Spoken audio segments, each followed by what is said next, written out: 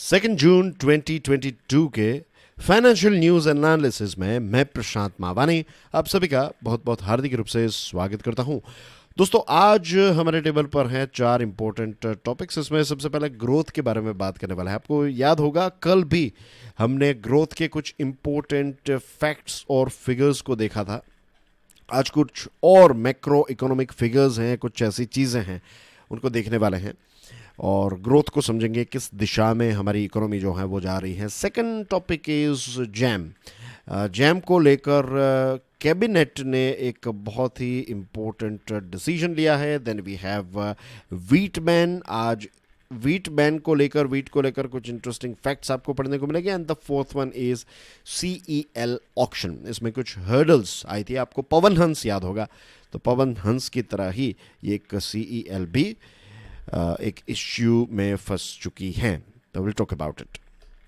दोस्तों, अगर आज का ये वीडियो पसंद आया तो first of all hit the like button. Number 2, please do consider about subscribing our channel. And number 3, the most important thing of course, share कीजिए इस लेक्चर को, शेयर कीजिए इस चैनल को दूसरे स्टूडेंट्स के साथ। There are so many students out there जिनको पता नहीं है कि क्यूरियसली एजुकेशन नाम की कोई चैनल है और इसमें इस प्रकार के क्वालिटी वीडियोस जो हैं वो हर रोज़ डिलीवर किए जाते हैं। तो do let them know about it, spread the word about us. Thank you very much to all the students who are doing it on a regular basis. Growth of economy. कल हमने देखा कि हमारी जो इकोनॉमी है, ये इसका आंकड़ा जो है वो दुनिया की जो मेजर इकोनॉमीज़ को देखे तो उसमें हम फास्टेस्ट है। हमने ये भी देखा था कि जो हमारा ये जनवरी से मार्च वाला क्वार्टर है तो उसमें ग्रोथ स्लो रहा। उसके पीछे रीजंस बहुत सारे हैं। एक तो युद्ध हैं, फ्यूल की प्राइस हैं, ओमिक्रॉन की लहर चल रही थी, supply chain disruptions, and there are so many other things as well. अब ये जो चीज़ हमारे सामने आई है, जो डेटा रिलीज़ किया गया है ऑन 1 जून, और ख़ास करके जो हाई फ्रीक्वेंसी इंडिकेटर्स हैं वो ये कहते हैं कि भले ही कुछ हेडविंड्स हो, मल्टीपल हेडविंड्स यानी कि मल्टीपल चैलेंजेस होने के बावजूद भी हमारी इकोनॉमी जो है वो अच्छी दिशा में, अच्छी स्पीड से आगे बढ़ रही है। इसको नापने के लिए नंबर 1 चीज़ जो हम देख सकते हैं that is GST collection.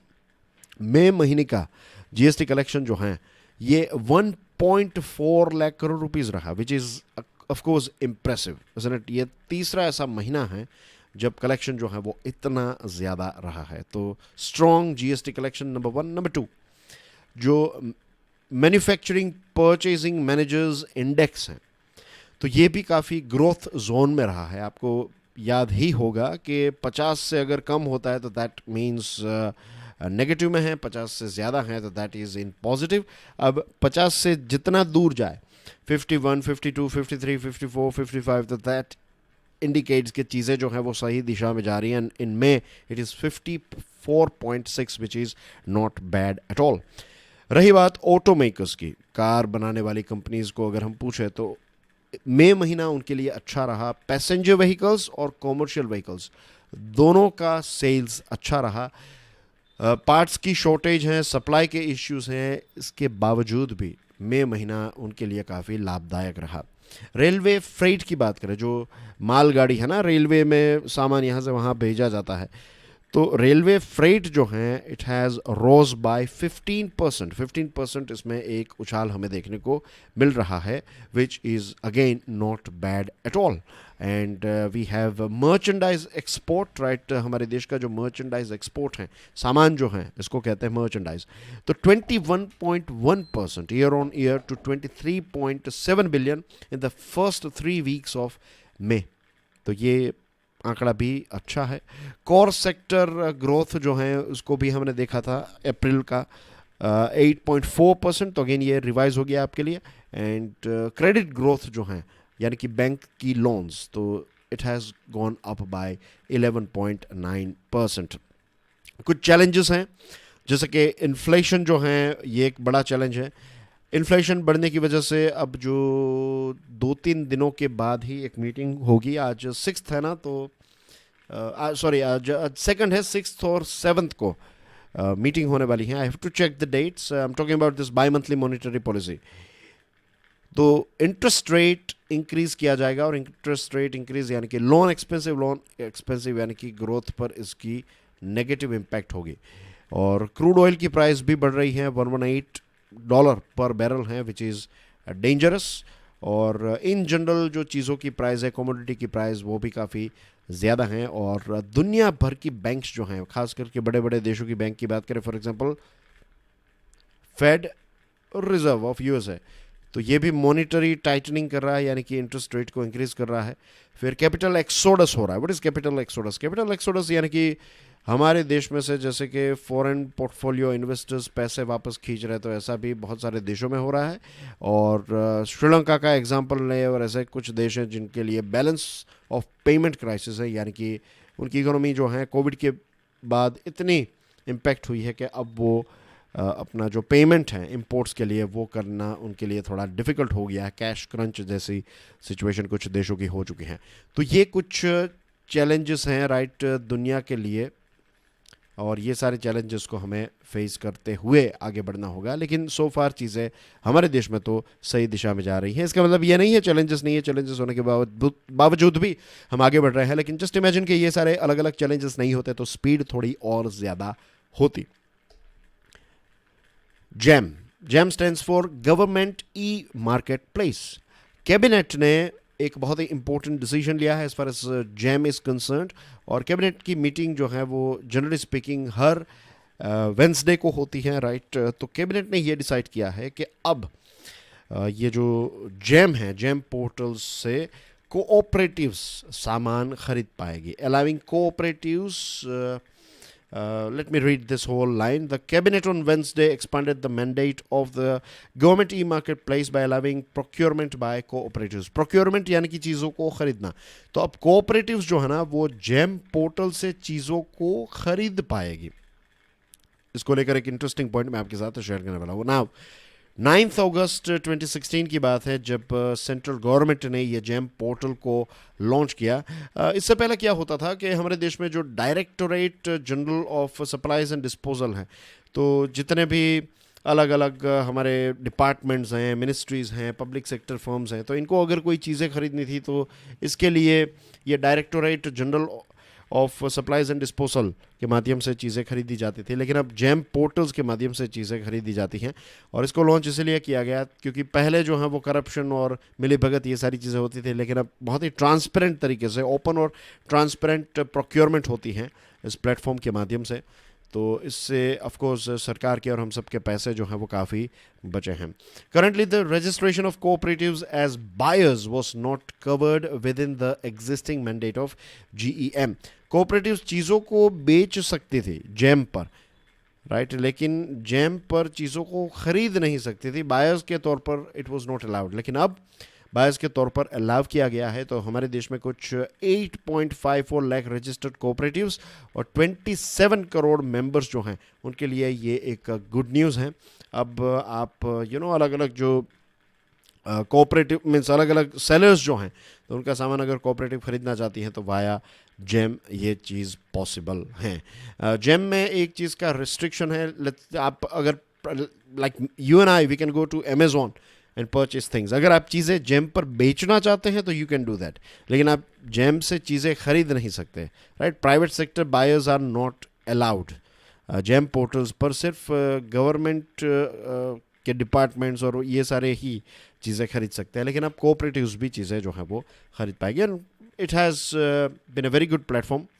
The portal has delivered 178% growth in gross merchandise value in financial year 2022 and has grossed 1 lakh crore in the fiscal alone. तो ये इसका परफॉर्मेंस जो है जेम का इस्तेमाल जो है वो काफ़ी अच्छी तरीके से और काफ़ी ज़्यादा होता है। वीट बैन की बात करें तो भारत ने थोड़ा एक चंक वीट का शिपमेंट, थोड़ा चंक यानी कि थोड़ी क्वांटिटी में वीट अलाउ किए हैं। बनाए से थोड़ी, आई मीन टू से 4,69,202 टन जितना अलाउ किया है। ये last month as we know कि इसके ऊपर बैन लगा दिया था क्योंकि दुनिया भर में वीट की शॉर्टेज हो गई। वी नो कि यूक्रेन और रशिया जो है 25% प्लस जितना वीट प्रोड्यूसिंग कंट्रीज हैं ये दोनों, और इतना वीट जो है वो पैदा करते हैं सिर्फ ये दो देश। और ये दो देश में युद्ध चल रहा है तो फिर इसकी सप्लाई तो इसमें डिस्ट्रप्शन तो आने ही वाले हैं, as we all know logically speaking. तो इंडिया और ज़्यादा सामान बेचने के लिए तैयार था, लेकिन हुआ यह कि इंटरनेशनल मार्केट में प्राइस इंक्रीज़ हुई तो हमारे देश में गेहूं की प्राइस 15% इंक्रीज़ हो गई। तो फूड सिक्योरिटी को ध्यान में रखते हुए और गरीबों के पॉकेट को ध्यान में रखते हुए सरकार ने यह तय किया कि हम ये अलाउ नहीं करेंगे, वीट के एक्सपोर्ट को अलाउ नहीं करेंगे। उसके ऊपर एक ब्रेक लगा दी।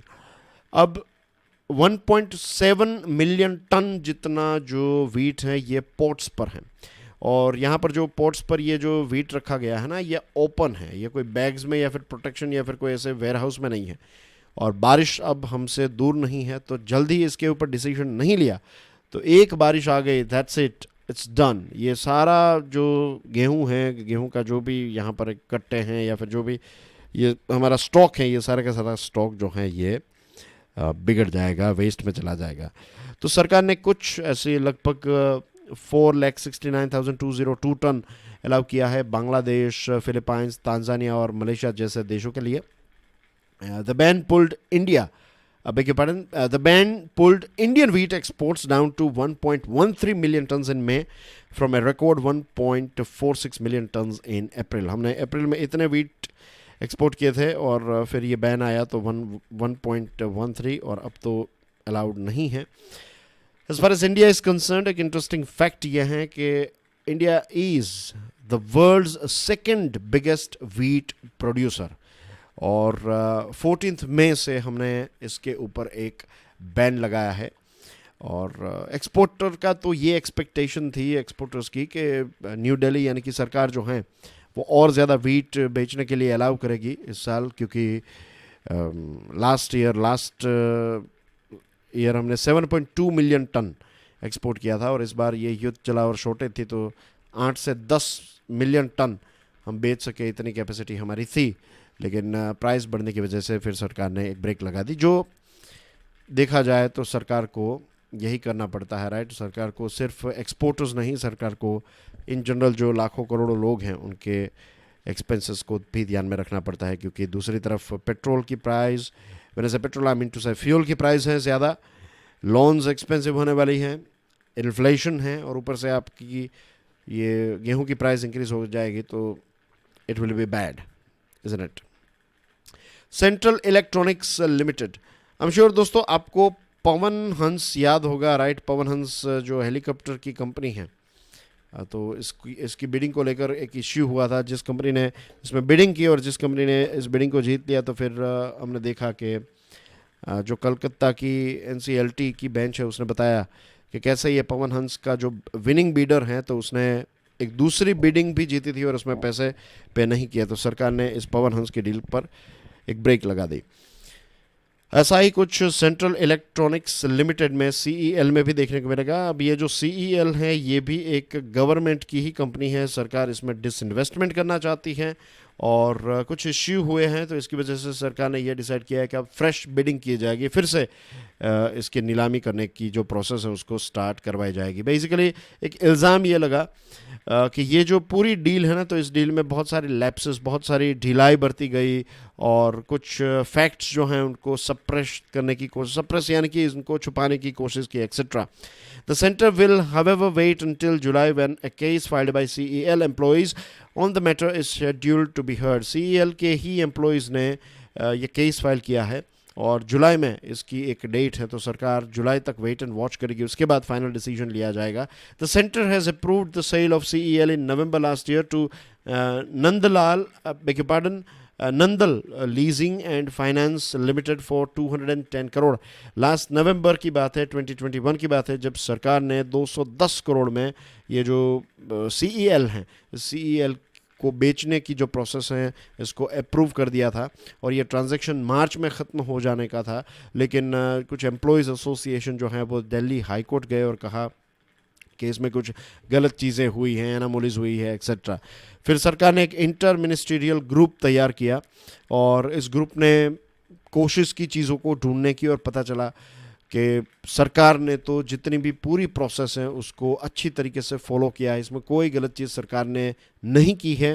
रही बात ये जो बिडिंग कंपनी है उसकी, तो अब उस पर थोड़ी बहुत जांच होगी, अब देखा जाएगा। मीन्स बेसिकली ये CEL जो है ना, उसकी जो विनिंग कंपनी है, अब तो उसका चांस तो गया, अब फिर से एक नई प्रोसेस जो है वो सरकार स्टार्ट करेगी। सारी अपडेट हमें अब जुलाई के बाद ही पता चलेगी। मीन्स हो सकता है कि आने वाले दिनों में इसको लेकर कुछ न्यूज़ आइटम्स आएँ तो विल टॉक अबाउट इट, वरना जुलाई में जब ये केस हैं तो ये केस जो जैसे हमने अभी यहाँ पर देखा कि जुलाई में इसकी एक तारीख है, इस पर्टिकुलर टॉपिक को लेकर जो केस है उसकी तारीख है, तो उसमें क्या डिसीजन आता है वो देखा जाएगा। उसके बाद फिर से इसकी एक नीलामी की प्रोसेस जो है वो फिर से रीस्टार्ट हो सकती है। And that's everything in today's discussion dear friends. Thank you very much for watching this video. Please make sure कि आप इस लेक्चर को दूसरे स्टूडेंट्स के साथ शेयर ज़रूर करें। I will see you soon with some more interesting videos. Till then, enjoy your studies. God bless you all. Jai Hind.